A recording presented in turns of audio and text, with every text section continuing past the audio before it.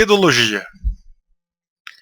Neste vídeo nós vamos introduzir brevemente o assunto e mostrar como será o curso de pedologia.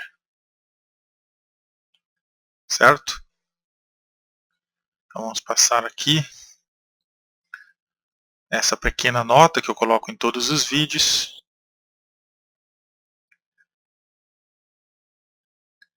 E aqui onde vocês podem encontrar informações adicionais sobre pedologia. Tá? Tem os links aí.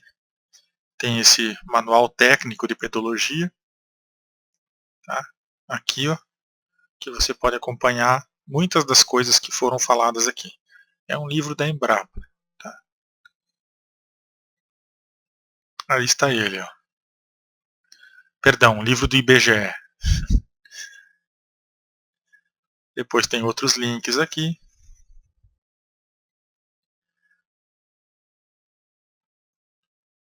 E outra forma de você conhecer principalmente minerais e rochas é você caminhar por aí na cidade. Eles estão em todas as partes, nos muros, nas calçadas, e é uma boa forma de você praticar os seus conhecimentos.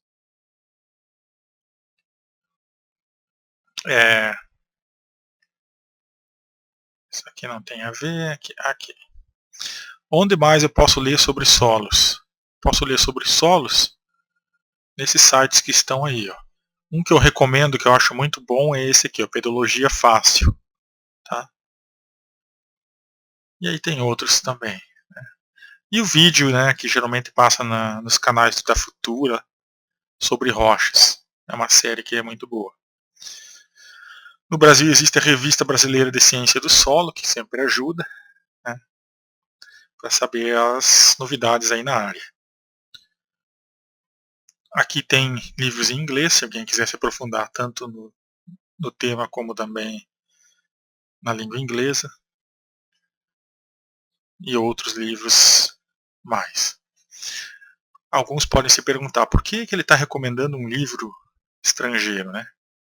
Porque a nossa classificação de solos é baseada na classificação americana. Só isso já é um bom motivo.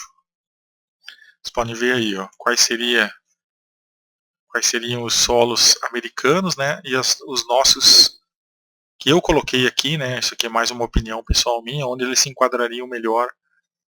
Em vermelho aqui são os solos da nossa classificação, a nossa classificação mais recente. E aí vocês podem ter uma ideia de onde que surgiram essas ideias de classificação para o Brasil.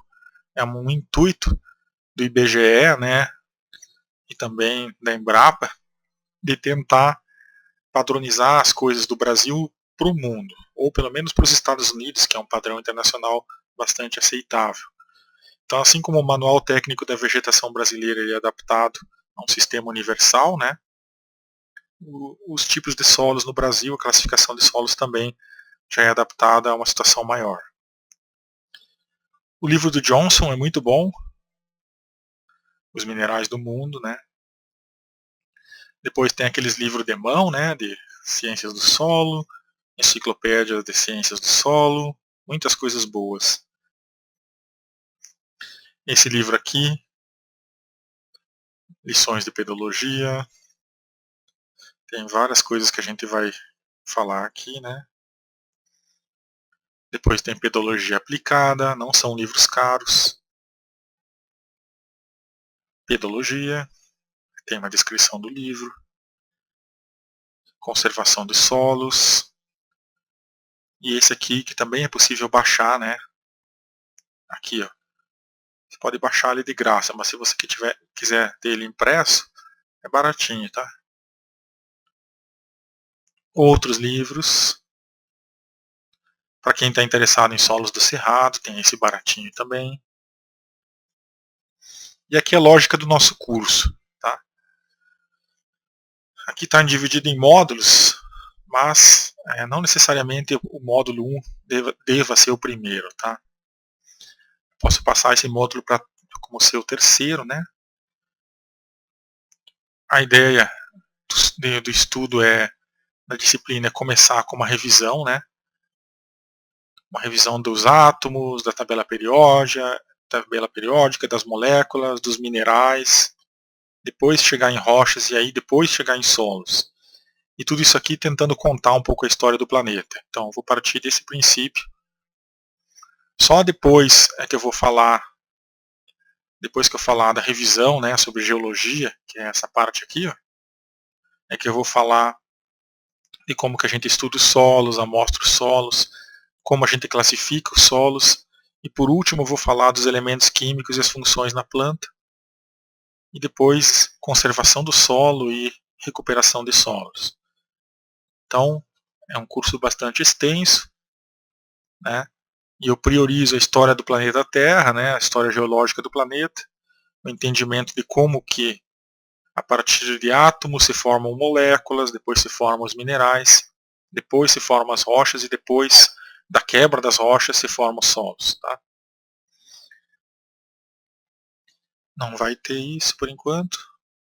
E aqui o solo histórico, né?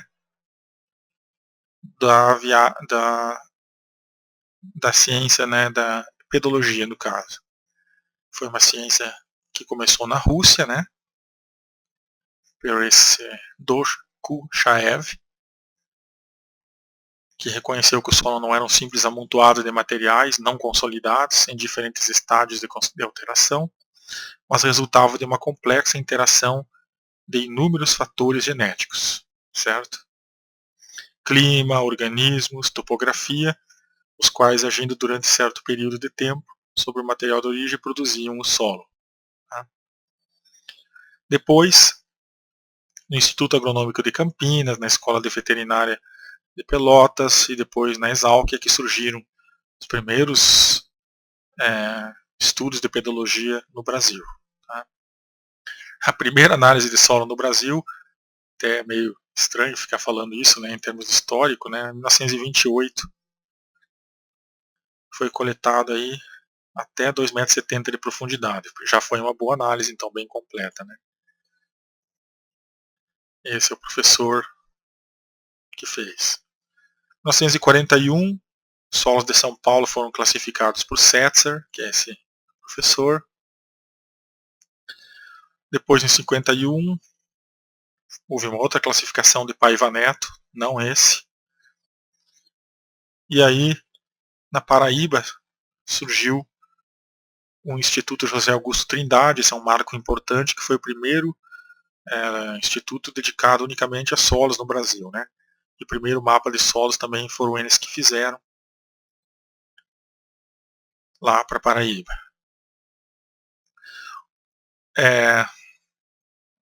O projeto Radan Brasil é um outro marco bastante importante, que foi quando o Brasil realmente foi mais conhecido, né, em todos os seus aspectos.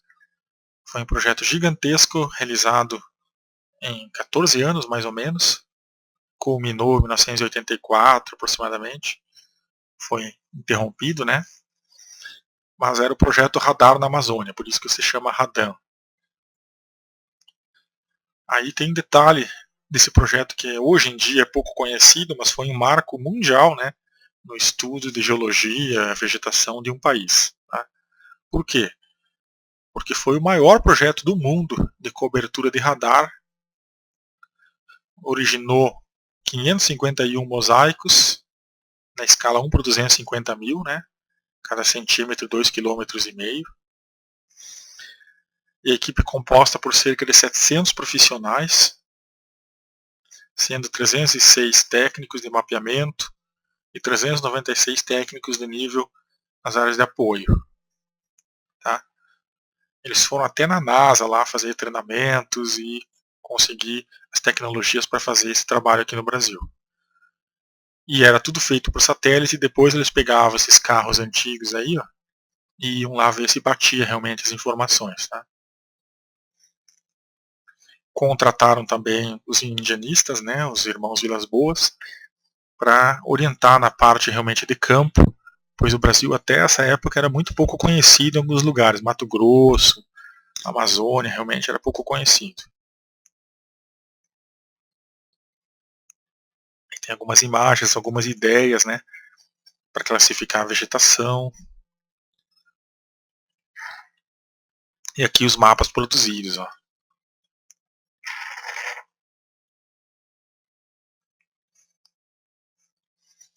E olha o que eles produziram de resultado. 38 volumes, e tem volume aqui que tem 800 páginas. Então é quase que 38 bíblias aqui de conhecimento sobre os recursos naturais do Brasil. E mapas, né, na escala 1 para 1 milhão. Tá? De várias coisas, inclusive pedologia dos solos do Brasil. Tá? Aqui é onde vocês podem baixar esses livros. Tá? Então em primeira mão aqui para vocês. Ó. Quiser baixar esses livros, eles estão no site do IBGE, na biblioteca. Vocês podem fazer consultas lá, ó, por materiais, por campos. Você põe a palavra-chave Radan lá e ele vai mostrar. Vai mostrar todos os livros. Ó. Folha S tal, Salvador. Como que é a região de Salvador? Fortaleza, Goiás, Cuiabá e blá blá blá. E aí tu baixa o livro aqui, ó. Tem livro aí com 800, 900 páginas, tudo detalhadinho.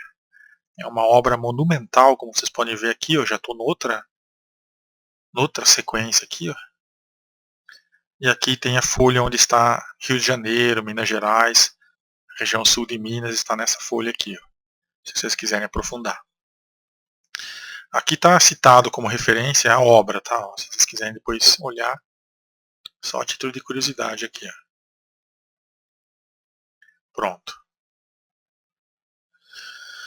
Esses mapas eles não são tão refinados, né? Pois é uma escala aqui que você consegue olhar detalhes no nível regional, assim, né? Nível de município, sub-região, estado.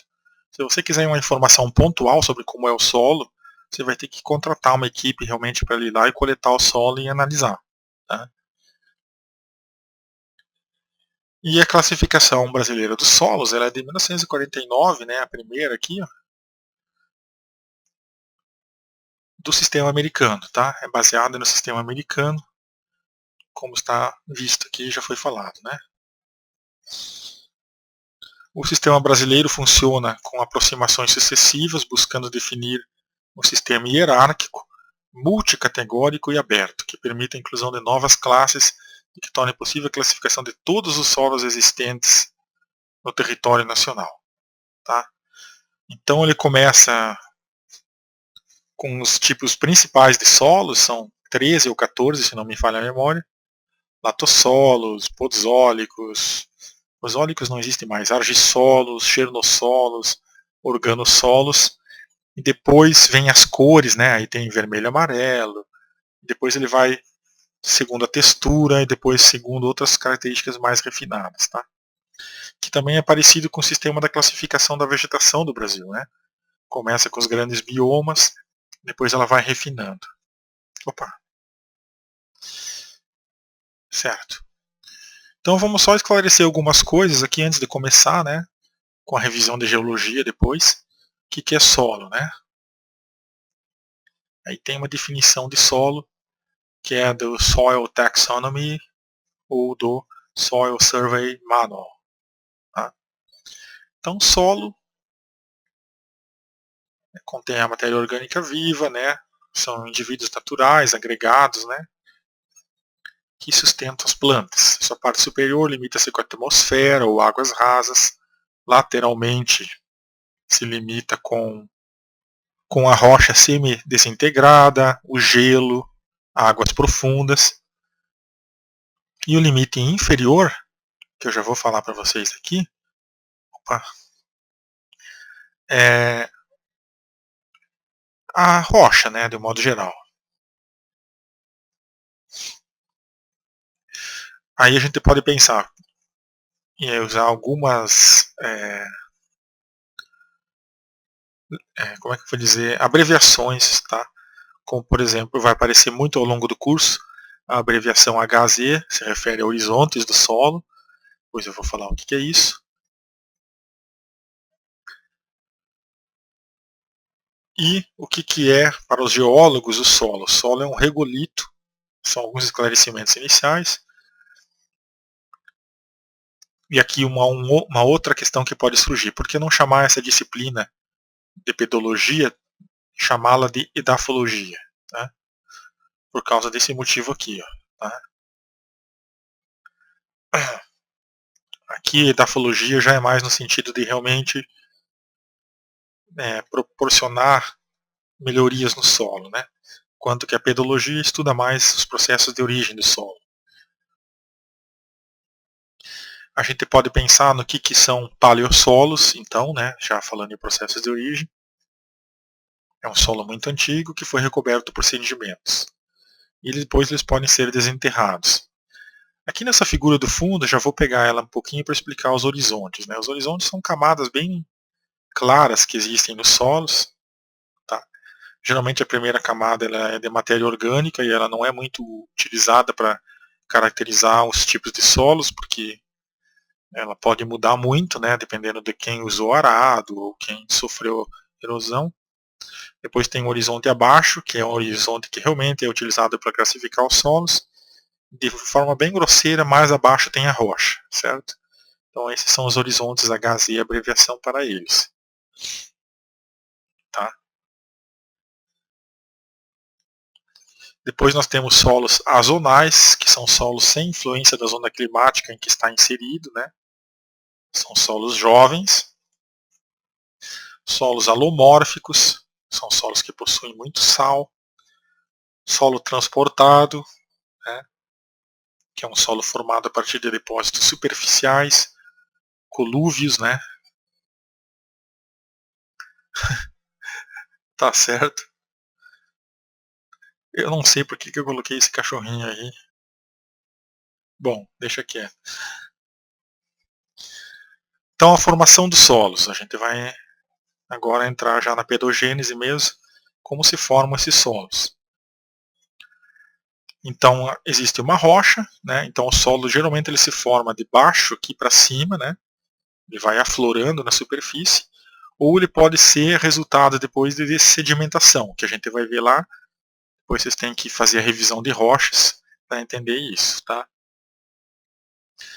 E ele é alterado por clima, por relevo, por organismos vivos. Né? Então a rocha é um material de partida, com o tempo, clima, relevo e os organismos, você vai desmanchar a rocha em solos. Né? O clima é o mais importante desses fatores. Tá? Quando chove mais do que evapora, ocorre iluviação, ou seja, o solo é levado, né? Lavado. E aí ocorrem essas deposições aí. Ó. Isso aqui tudo foi solo que foi depositado aqui, foi levado de um lugar para outro. Que é uma forma de formar o solo. A outra forma, que é muito mais lenta, é a rocha ir se desmaterializando aqui até formar a argila lá em cima. Então tem duas formas básicas, de baixo para cima, né, do interior para fora da terra, e soterramentos, né, deposições. Então são esses processos que formam os solos. De uma forma muito tosca, tá? E aqui tem um exemplo de como é o solo amazônico, né? Existem esses dois processos ocorrendo no solo amazônico. Tanto ele se forma a partir daqui, como ele se forma muito também por sedimentação, já que é uma grande bacia sedimentar. Olha aí, ó. Aí tem esses solos realmente profundos, né? Muito velhos, profundos, lavados, porque chove muito. Né? E também a gente pode pensar em outros solos que também são muito profundos. Tá? O solo mais profundo do mundo está na China. Tá? É um silt amarelo, uma partícula bem fina, mais fina que areia, e ele chega a ter 400, 500 metros de profundidade, se não me falha a minha já tão judiada memória. Certo? Aqui, então existem recursos. Né? Se um dia faltar solo no mundo, talvez a China possa ganhar muito dinheiro e vai exportando solos. Um detalhe sobre a formação dos solos é que é um processo que, se feito do interior do planeta para fora, é um processo que demora muito tempo, 500, 600 anos para formar um solo. E basta uma chuva pesada aqui para destruir tudo, não é verdade? Então hoje em dia estima-se que 40% dos solos que existem no mundo eles foram erodidos ou prejudicados de alguma forma. Então certamente no futuro a China vai ganhar muito dinheiro pegando caminhões aqui e exportando solos. Tá? Tá, falei aqui que era 500, mas esses solos podem ter 1 quilômetro de profundidade. Então a China é um país extremamente rico, se a gente for pensar que ela tem solos aí para exportar para o mundo inteiro depois, no dia que esses solos forem faltar para o resto da humanidade. E acreditem, eles vão faltar. Tá? O ser humano não cuida bem da cobertura do solo, deixa ele muito exposto e as chuvas estragam os solos. Lá está a região, ó, bem no interior da China. Também é difícil de alguém invadir para roubar isso aí, né? E aí, como são resolvidos alguns problemas de erosão na China? Ó. Cada tanto eles fazem uma barreira, né, para a água não lavar tudo e levar tudo para baixo aqui. Ó. Então, ao contrário do que muitos pensam, os chineses têm os maiores recursos naturais em termos de pedologia de solos e eles cuidam bem, ó. Eles não ficam aí, como muitas vezes a gente vê no Brasil, tratando solos de qualquer jeito. É outra civilização, certo? Desculpe, Brasil, ter que falar isso, mas é verdade. Muito embora existam exceções, né? Aqui, ó, foi erodido, tá? Se alguém quiser estudar essa parte da erosão, pode se aprofundar aqui, ó, em física do solo, tá? E também nas questões arqueológicas, de paleontologia dos solos, também existe aqui algumas coisas, tá? Na Amazônia, os solos, eles são, de um modo geral, de cor avermelhada ou amarelada, mas recentemente foi descoberto isso, surgiram muitas manchas escuras nos solos, tá?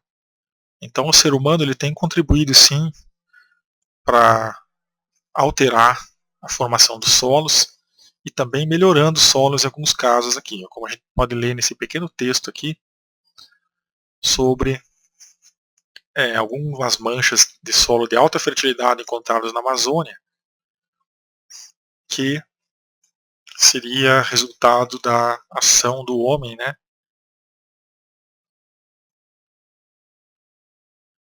ao longo de muitos anos fazendo certas práticas agriculturais. Tá? São as chamadas terras pretas. A gente vai ver um pouquinho mais o que aconteceu aí, que formou essas terras pretas. Tá? A terra preta, ela era restos de vegetais, daqueles que faziam fogo e queimavam, e juntavam isso em algumas áreas que ficaram áreas de alta fertilidade. Tá? E ainda essas terras pretas têm uma questão bastante curiosa aqui em relação a como as partículas do solo interagem. Né? Existem 3 tipos básicos de interação em relação ao magnetismo nas partículas do solo. Tá? E aqui o resultado de uma terra preta, como ela pode produzir.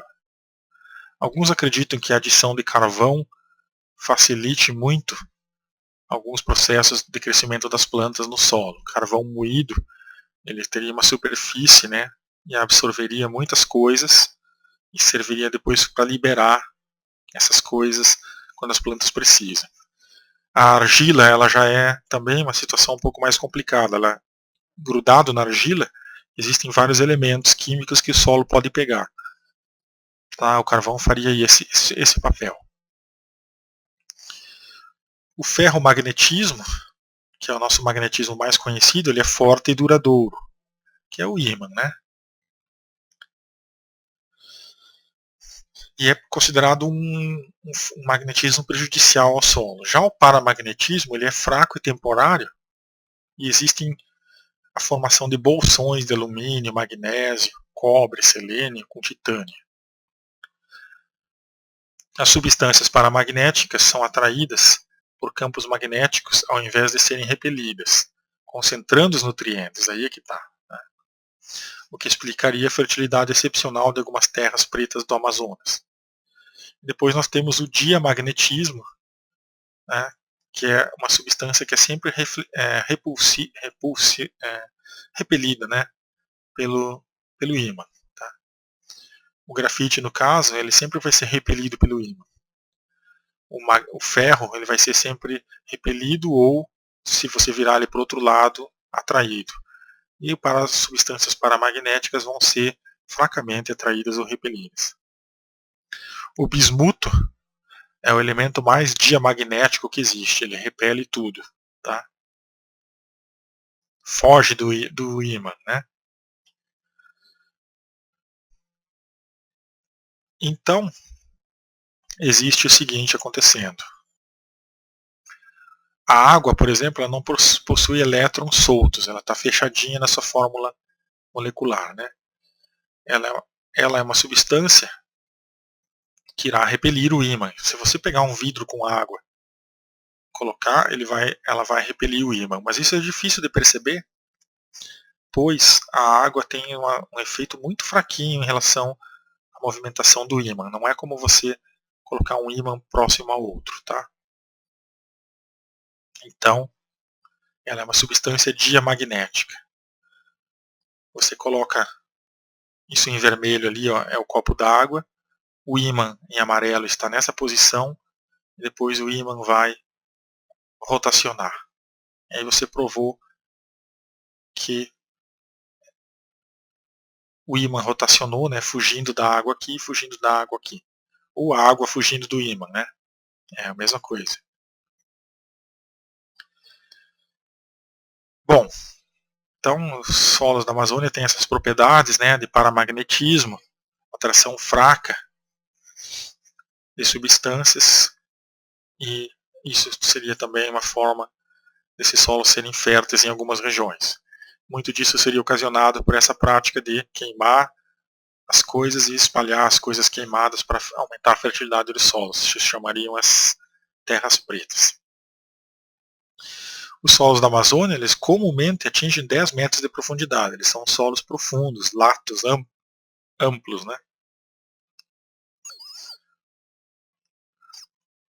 Interagem com o solo organismos, desde bactérias, formigas até elefantes. Então o processo de formação do solo ele não é um processo exclusivamente físico-químico, ele também é um processo biológico, certo? Como nós podemos ver claramente aqui, né, nessa figura, os papagaios, né, calopsidas, caturritas, assemelhados, interagindo com os solos, procurando nutrição em solos com concentração de sal ou alguns outros minerais. Tá? Os solos com muita ação biológica, eles têm os horizontes pouco distinguíveis, tá? Justamente devido, por exemplo, minhocas, né, se alimentando, subindo e descendo aqui, ó, levando material para vários lugares, vários lados aqui. Então eles são misturadores de solos, aí onde eu gostaria de chegar. Grandes árvores também reviram o solo, né? Elas crescem muito profundamente, por exemplo, aquelas ceibas, né, na Amazônia, aquelas subaúnas, né? Tem sistemas reticulares aí que vão a 30, 40 metros abaixo da terra, pegando os nutrientes e levando lá para cima. Aí a árvore morre, ficou o nutriente sendo trazido do fundo para cima do solo. Quando a árvore morre também, ela deita e cai, e ela levanta uma grande quantidade de solo com as raízes. Isso é como se fosse um arado, né, revirando o solo e fecundando, né, a terra, né, revirando a terra, promovendo aí alterações na terra. Pronto. Os animais de grande porte também fazem isso, né? São arados aí, como os elefantes. E as formigas? Também, né? São os animais que, somando a biomassa deles, a gente teria praticamente a biomassa de todos os outros animais. Tá? São grandes trabalhadores para os solos. Eles perfuram os solos para fazer os ninhos. Depois os ninhos são abandonados. Entra oxigênio lá, embaixo dos ninhos. Ocorrem oxidações. Ajuda a quebrar moléculas, quebrar minerais. São bons atores aí na formação dos solos.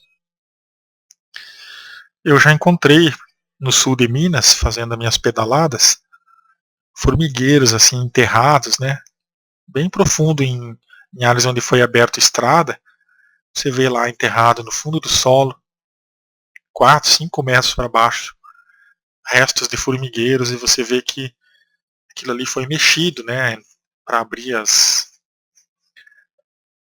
túneis lá dentro. Elas tiraram a terra, e geralmente elas levam a terra para cima, né? Então elas estão modificando o solo, sim. Olha aí, ó. É disso aqui que eu estava falando. Claro que não nessa escala, né? Mas elas trazem terra lá do fundo e levam aqui para cima. Então traz elementos que estavam inacessíveis às plantas, agora eles são acessíveis. Aí, ó. Aí, ó. Então existe uma dinâmica muito grande aí biológica nos solos. E aí essa figura mostra o que a gente não enxerga, né? A gente geralmente enxerga isso aqui e diz, esse formigueirozinho aqui está pouco influindo na dinâmica do solo. Mas olha embaixo da terra como ele é. Então as formigas, elas não só trazem a terra lá do fundo para a superfície, elas também levam folhas para criar seus jardins de fungo, elas liberam gás carbônico lá embaixo do solo, essas folhas apodrecem, os dejetos do formigueiro são guardados em alguns lugares, então ela leva a matéria orgânica para o fundo do solo, também ajudando a misturar esse solo e transformar aquele solo ideal, né, que é o solo com bastante matéria orgânica, bastante troca de minerais e também uma estrutura boa, né? Tem oxigênio para favorecer vários processos biológicos do crescimento das plantas. Os formigueiros são muito bons em tudo isso, né? Existem correntes de ar lá dentro, né? Que são operacionalizadas pelo material que é excretado, né? Ele é guardado numa câmara, gera gás carbônico, o gás carbônico sobe e cria correntes de ar lá dentro, tá? Uma colônia do tamanho dessa aqui, ó, aqui estão as pessoas, ela é capaz de remover 40 toneladas de terra. Tá? Então pense num grande arado natural. Muitas vezes eu pensei em colocar veneno para formigueiro para poder plantar minhas plantas. Hoje em dia eu penso diferente. As formigas, elas podem ser agentes não tão ruins assim, né? A gente às vezes vê a nossa plantação ser comida por formigueiros e tal e acha que, nossa, a formiga é um demônio, mas não é. Ela tem um papel importante também em criar e adubar os solos, né? A gente tem que enxergar o lado bom das coisas também.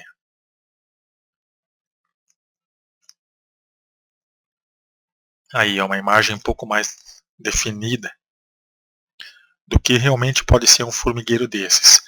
E se o que você enxerga é só a pontinha aqui, ó, como lá, ó, se você for olhar embaixo, isso aqui está sendo tudo mexido, né?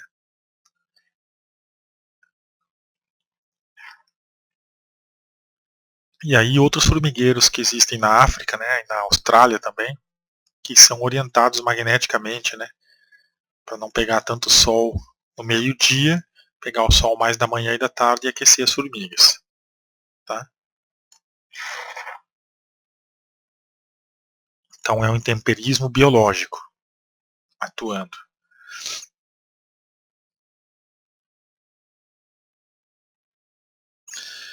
Os solos, eu falei que demoram cerca de 500 anos para se formar, eles demorariam muito mais se não houvesse essas ações biológicas das formigas aqui, tá?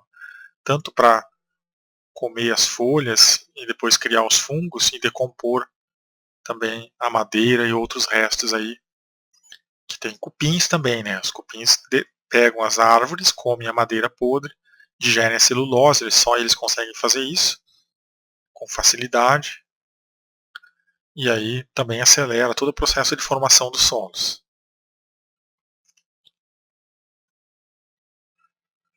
Alguns formigueiros conseguem atingir o lençol freático, imagina isso, né? E usam essa água para resfriar o formigueiro. E também usam o lençol freático para produzir uma lama mais facilmente moldável, né?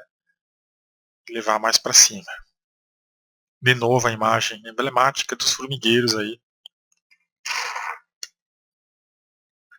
Inclusive, a gente vai falar um pouco mais de outros organismos aqui que não são tão lembrados como importantes na dinâmica da formação de solos. Ó.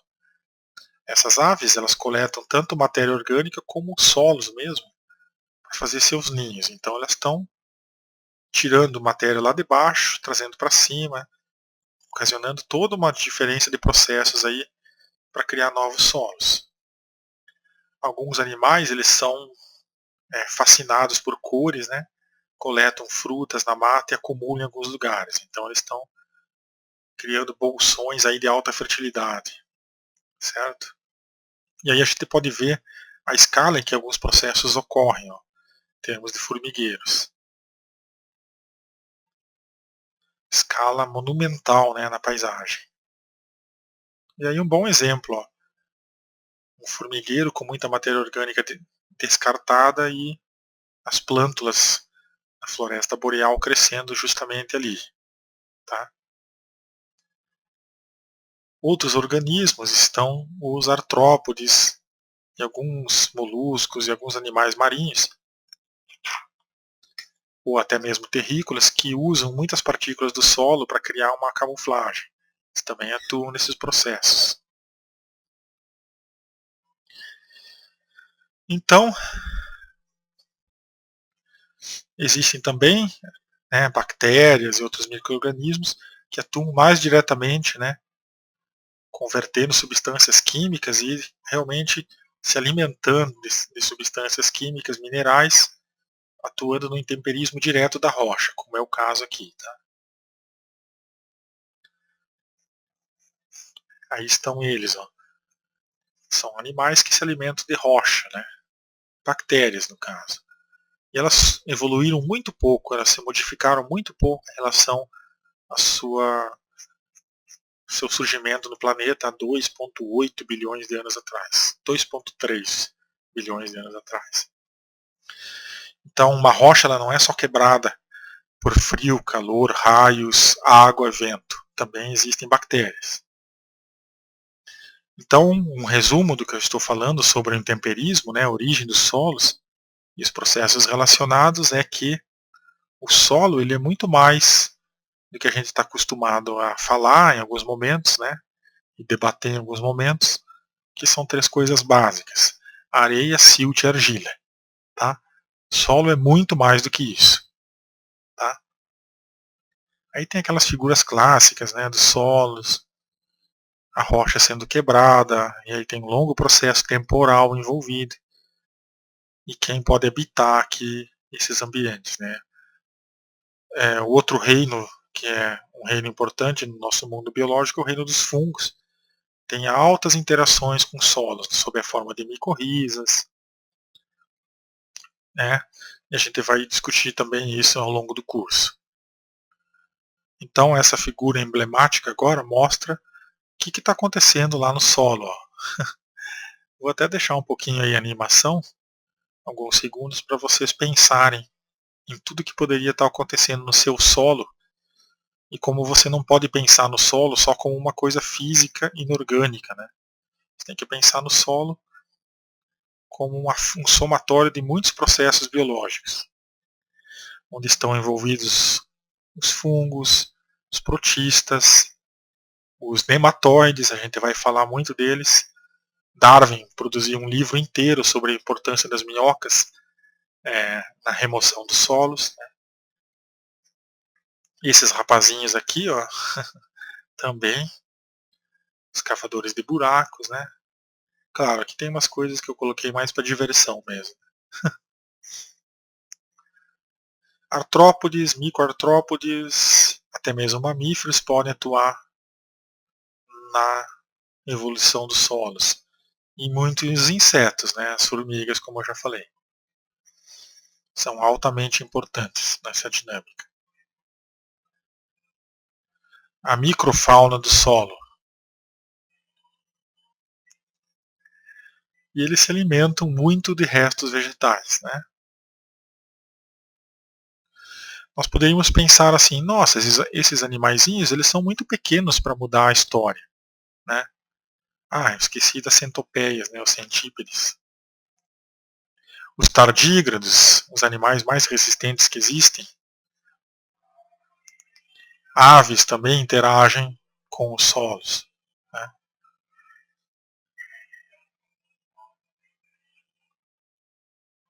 Talvez o maior cientista que passou pelo nosso planeta, em termos de área biológica, Darwin, escreveu um livro inteiro sobre a importância das minhocas, né, na biologia. É o último livro que ele escreveu, e na verdade é um livro fantástico, pois Darwin teve a incrível capacidade de perceber que pedras no gramado afundam. E aí ele começou a pensar no que poderia estar ocasionando isso, né? Nos últimos 5 anos, as pedras que ele caminhava no gramado afundaram. E ele começou a pesquisar a importância que as minhocas têm em mudar, revolver o solo, né? Modificar o solo. E é disso que trata seu livro, Os Vermes da Terra, né? As minhocas, no caso. Aí sempre, quando a coisa chega no conhecimento das pessoas, fazem charges, né, sobre o Darwin. Darwin tem muitas charges aí.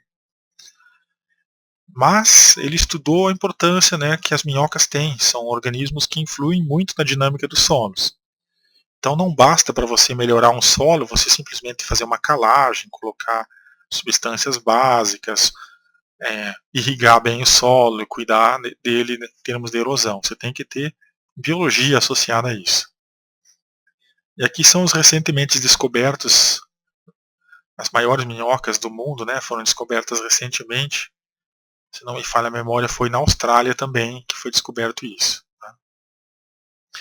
E aqui o livro, né, a ação dos vermes, a ação das minhocas na formação do solo.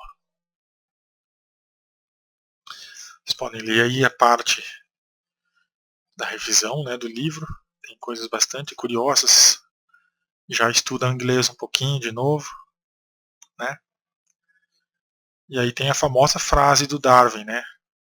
Se você der tempo para milhões de criaturas pequenas, elas vão mudar a face da Terra, certo? E aí tinha as pesquisas um pouco mais esdrúxulas do Darwin, né? Ele tocando clarinete para as minhocas. Aqui a história das pedras, né? Como que ele media que as pedras estavam afundando realmente, e era a ação das minhocas. Tá? E aqui um detalhe assustador, num bom solo, né, pode haver 12.000 minhocas por metro cúbico. Tá? Elas entram com oxigênio e deixam sair o gás carbônico do solo. Então as trocas gasosas que impedem que as plantas sufoquem são trocas feitas por animais. Né? E é um bom indicador da saúde do solo. Se você coletar uma amostra de solo e não tiver minhoca, comece a se preocupar.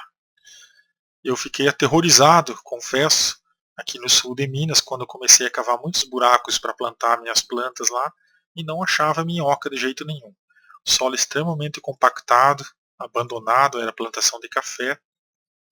E agora eu estou levando as minhocas lá para ver se elas conseguem mudar essa história. Né? Se você tiver um outro problema que é muita minhoca no solo ou quiser coletar minhoca, você põe mostarda com água e elas vão sair do solo, vão fugir do solo. E aí você coleta elas fácil, tá? Tem uma receita para coletar minhoca, você que quer pescar no fim de semana. E aqui, como que o Darwin teve mais um dos seus incríveis insights sobre a natureza, né? Observando as pedras no seu jardim afundarem, tá? As substâncias que existem no solo, né, são resultados da decomposição de vegetais e são bastante importantes. A principal delas é o ácido úmico. Tá? E aqui um comparativo, ó, com os teores, né, de matéria orgânica que existe no solo em decímetros cúbicos, ou seja, quadradinhos de 10 por 10 por 10 centímetros, quanto tem de matéria orgânica e quanto tem de capacidade de troca de bases, né, de cátions aqui, que são os elementos que vão realmente depois lá ocasionar o crescimento das plantas saudáveis, né, cálcio, magnésio, potássio e fósforo. Tá? Se você enterrar a matéria orgânica no solo, tentando adubar o solo, ela vai aprisionar o nitrogênio para se decompor. Então é recomendável que você aplique a matéria orgânica sempre na superfície do solo. Tá? Como agora apareceu aí. Vocês podem aí dar uma olhada com o solo lá em São Carlos, em São Paulo, como que mudou com a aplicação de matéria orgânica. Tá? E aqui nós temos o que seria, depois de todo o intemperismo químico, físico e biológico, o que seria considerado as proporções, né, de minerais, de ar, de água, para formar um solo ideal. Tá? E aqui algumas propriedades das diferentes frações do solo. Né? O solo tem essas frações que eu mostrei aqui, né? Fração mineral, uma grande parte do solo tem que ser ar, senão muita coisa morre, né? Inclusive os vermes, as minhocas. Tem que ter a água e tem que ter matéria orgânica, mas isso tem que estar tudo muito bem misturado, não adianta você ter camadas isoladas, né? Tem que estar sendo revolvido e mexido pelos animais, aí você tem um solo bom. E aqui as propriedades, né, das frações do solo. Por exemplo, a matéria orgânica, né, ó, como ela é diferente do crescimento de uma planta com um solo com bastante matéria orgânica em relação a um solo muito argiloso, né, com pouca matéria orgânica. E aqui uma outra coisa que é muito interessante é em lugar onde tem estação chuvosa e depois estação seca bem definida, como o sul de Minas, como é importante a matéria orgânica, ó, a madeira podre, por exemplo, que cai das árvores dentro da mata, para reter umidade. Então agora nós estamos em começo de abril, começa a chover cada vez menos. Se você tem um solo com bastante matéria orgânica, ele vai reter 30% dessa umidade, talvez até junho o solo ainda fique úmido para aguentar a estação seca. E aqui, ó, o que acontece com um solo que é só argila, ó, pura terra, por exemplo? Tá? Vai reter 8, 6, 7% de umidade. Depois essa retenção vai ser muito menor, né, vai resistir muito menos e as plantas vão morrer, que é o que acontece aqui na região sul de Minas, em solos abandonados, com pouca matéria orgânica. Então a mata ela tem muito disso aqui, ó, madeira podre. Por isso que dentro da mata uma planta pode ficar 4, 5 meses sem chuva, como eu já fiz alguns experimentos, e ela depois floresce e frutifica normal, como eu comprovei em alguns experimentos, que depois um dia eu posso fazer um documentário falando sobre isso, e que não vai acontecer num solo aí, uma colina exposta, sem mata, né, com solos abandonados, aí, cafezal abandonado. Está condenando o solo a fracassar e as plantas que lá estão fracassar. Então, se alguém pode me perguntar por que é importante ter florestas ou por que é importante ter árvores, mesmo que sejam pequenos grupos de árvores, né? Por que a gente deve fazer um sistema agro-silvicultural em vez de fazer só um plantio, uma monocultura? Tá aqui, ó, as vantagens, tá? Você não vai gastar com água quando você precisar. Aqui o folhedo, ó, que é a serrapilheira na figura anterior, ó, ela é intermediária, né? O melhor é a madeira podre, ela atua como uma esponja, mas se você não puder adubar a sua terra com madeira podre e não tiver árvores, a serrapilheira ela produz também um resultado bom aqui em algumas plantas, ó, comparado só com o solo sem matéria orgânica em excesso, né?